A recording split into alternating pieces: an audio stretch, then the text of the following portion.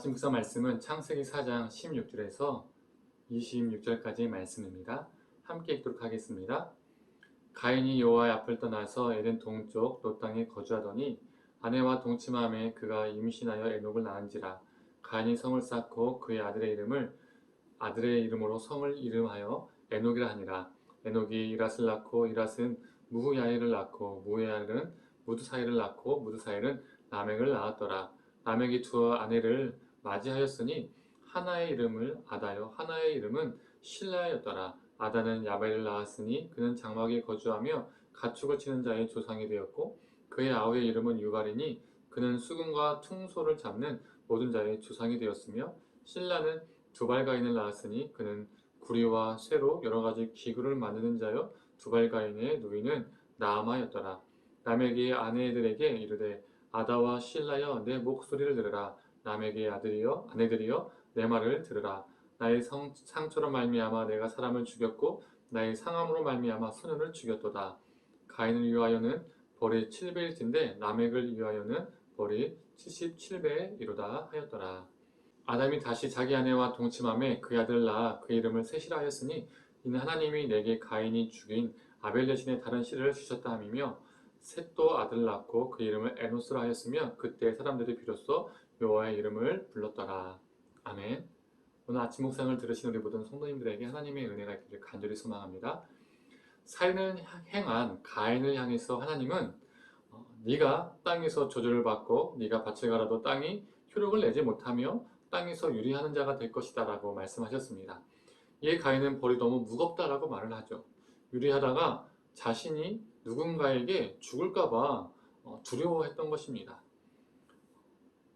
자신의 동생은 서슴없이 죽였으면서 자신이 죽을까봐 이 두려워하는 것을 보면서 참 우리 인간이란 이렇게 잔인하고 이기적인 존재임을 보게 되죠.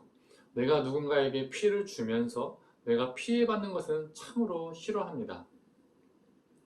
그런데 자비와 긍휼이 많으신 하나님은 이런 가인을 향해서 가인을 죽인 자는 7배나 벌을 받을 것이다 말씀하시며 그가 누군가에게 죽임당하지 않게 약속하십니다. 보호하신다는 것이죠. 바로 이게 우리 하나님의 은혜임을 보게 됩니다. 하나님은 이렇게 은혜를 베푸셨는데도 가인은 하나님의 뜻을 어기는 모습을 보게 됩니다.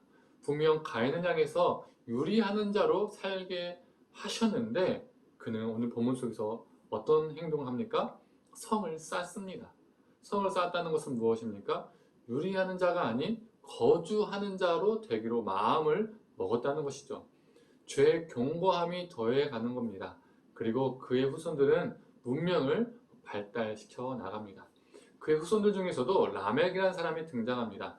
그는 자신의 상처로 인하여 그 상처낸 사람을 죽였고 자신의 상함으로 인하여 그 상함을 입힌 소년을 죽였다라고 그 사실을 자신의 아내들에게 자랑스럽게 말합니다.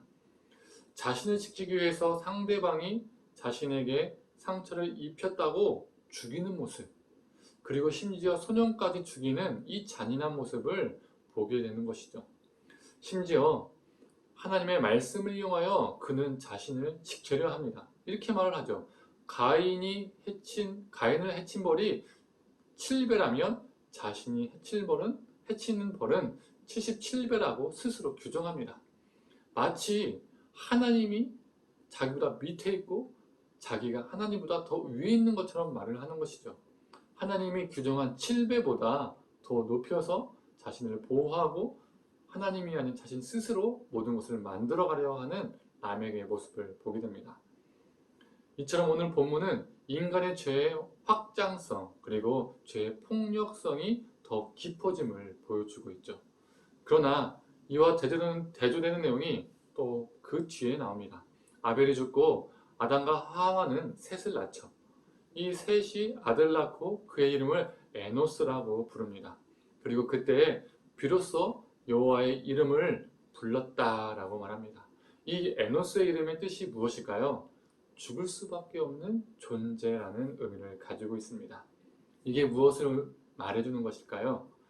우리 인간은 자신이 죽을 수밖에 없는 존재라는 것을 깨달았을 때에 여호와의 이름을 부른다는 것입니다. 바울도 이렇게 고백했죠. 로마서 7장 24절의 말씀입니다. 오라 나는 공고한 사람이로다. 이 사망의 몸에서 누가 나를 건져내랴.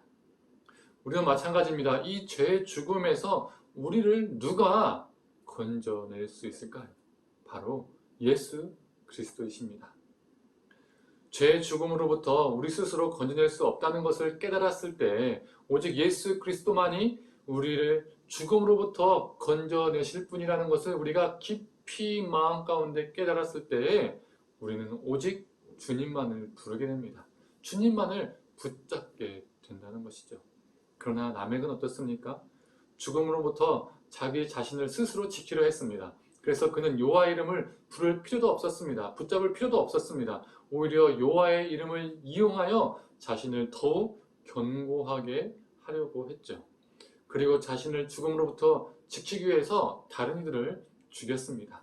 이처럼 라멕뿐만 아니라 우리 인간은 스스로 지키면 지키려 할수록 더욱 완고해지고 강팍해지고 추악하게 됩니다. 사랑하는 성도님들, 우리를 영원한 죽음에서 건져내실 분은 오직 예수 그리스도밖에 없습니다.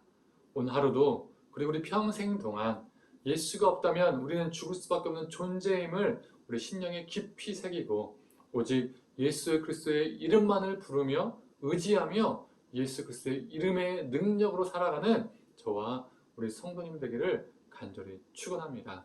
함께 기도하겠습니다. 하나님,